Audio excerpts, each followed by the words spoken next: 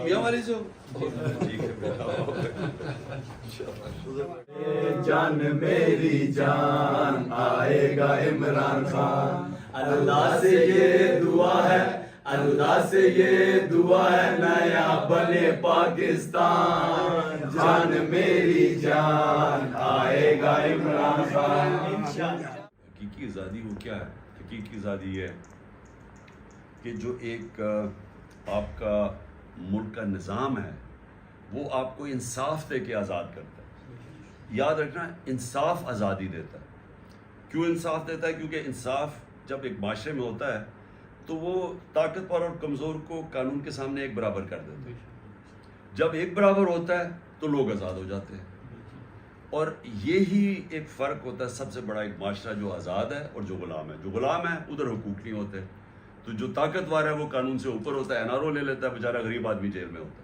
वो कभी भी निज़ाम नहीं चलता, क्योंकि हज़रत अली का कौल है कुफ्र का निज़ाम चल जाएगा लेकिन जुल्म का नहीं चल सकता, ना इंसाफ। दूसरी चीज़ याद रखना कि नबी सल्लल्लाहु अलैहि वसल्लम ने सबसे पहली चीज़ मदीना में इंसाफ कायम किया था।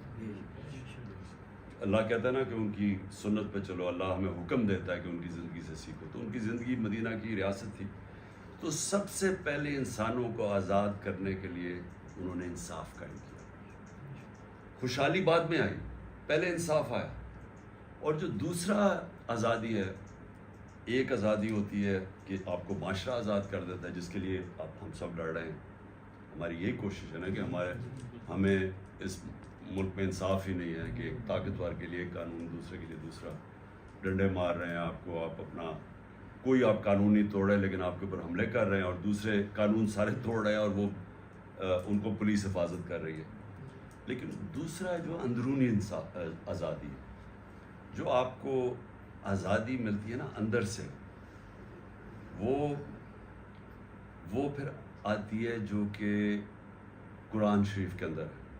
जब आप उसके ऊपर अमल करते हैं, जब आप नमाज में कहते हैं अल्लाह मुझे सीधे रास्ते पर लगा, तो जो सीधा रास्ता है वो है नबी सल्लल्लाहु अलैहि वसल्लम का रास्ता, क्योंकि वो चलते फिरते कुरान थे।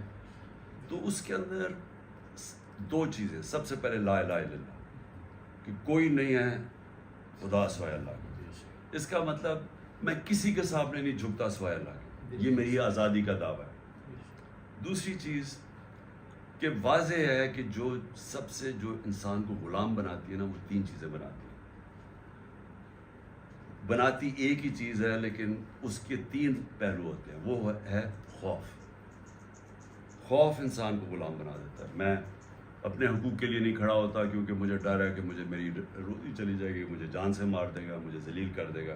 ये तीन सबसे बड़े खौफ हैं। अल्लाह ने कुरान में वाज़ेह कर दिया कि तीनों मेरे हाथ में। ना तुम्हारी ज़िंदगी मौत तुम्हारे हाथ में है, ना तुम्हारी इज़्ज़त ज़िल्लत। कोई पैसे वाला आदमी है तो उसको इज़्ज़त नहीं मिलती, क्योंकि इज़्ज़त अल्लाह के हाथ में। और कोई जितनी मर्ज़ी कोशिश करे आपको ज़लील नहीं कर सकता, क्योंकि अल्लाह ने अपने हाथ में रखा।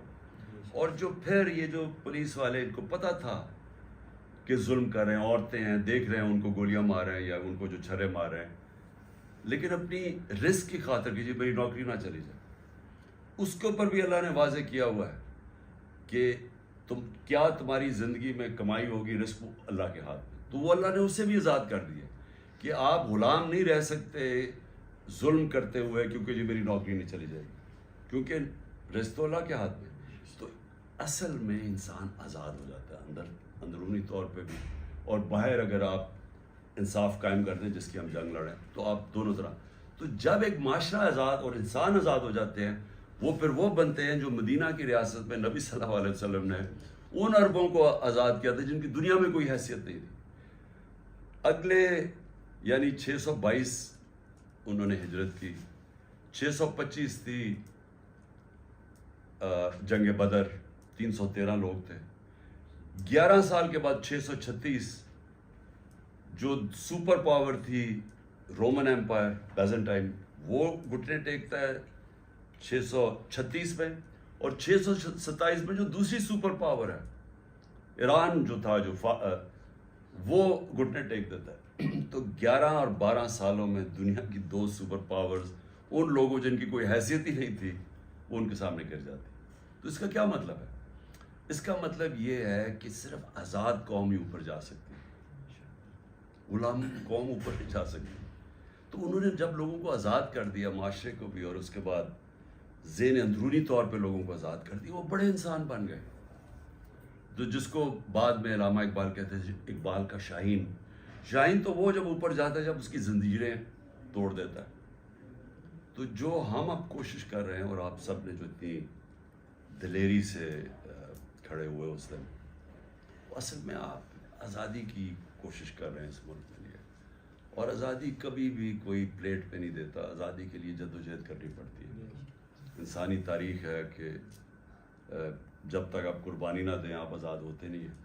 کیونکہ جو آپ کو غلام بنا کے جو فائدہ اٹھا رہا ہے، جو اس نظام سے فائدہ اٹھا رہا ہے، وہ آپ کو آرام سے تو نہیں دینے لگا نا. اگر میں اربوں روپیہ بنا رہا ہوں اور میرے باہر لنڈن میں پراپرٹیز ہیں اور ہر طرف مجھے پیسہ بن رہا ہے، تو میں کیوں آپ کو آزاد کروں گا جب مجھے وہ نظام فائدہ دے رہا ہے. اس لیے اس کے لیے جدوجہد کرنی پڑتی ہے، جو کہ آپ نے کی. انتشار کا مطلب یہ ہے کہ وہ یہ سمجھتے ہیں کہ اگر انتشار ہوگا تو الیکشن نہیں ہوگی. وہ الیکشن سے بھاگ رہے ہیں، ان کو پتہ ہے عوام ادھر آ کے کھڑی ہو گئی. ہمارا انٹرسٹ یہ ہے کہ انتشار نہ ہو.